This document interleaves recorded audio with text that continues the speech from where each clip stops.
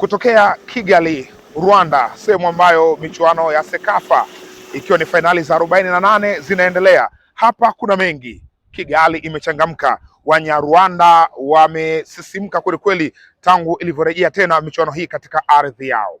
Lakini miongoni mwa taarifa kubwa ni tetesi za usajili. Wakati huu tunafahamu tupo katika madirisha ya usajili katika mataifa mengi ya Afrika na duniani kwa ujumla.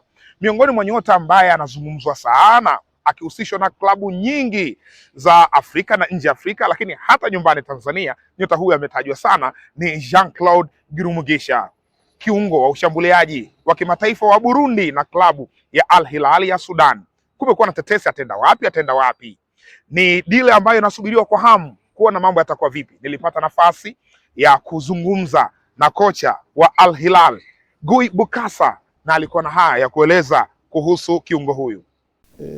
Juu ya game ya kesho Girumugisha atacheza, na nadhani kila mtu anajua football ni business.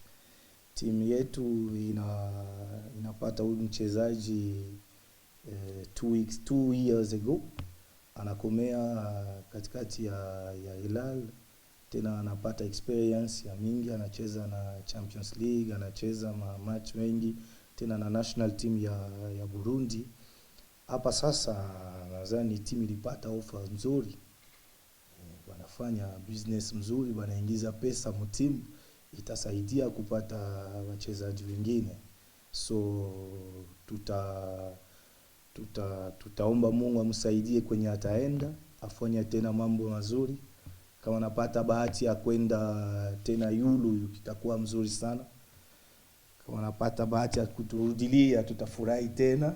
Baada ya maelezo hayo ya kocha, wewe unatamani kumwona Girumugisha akicheza wapi msimu ujao? Niambie kwenye comment section.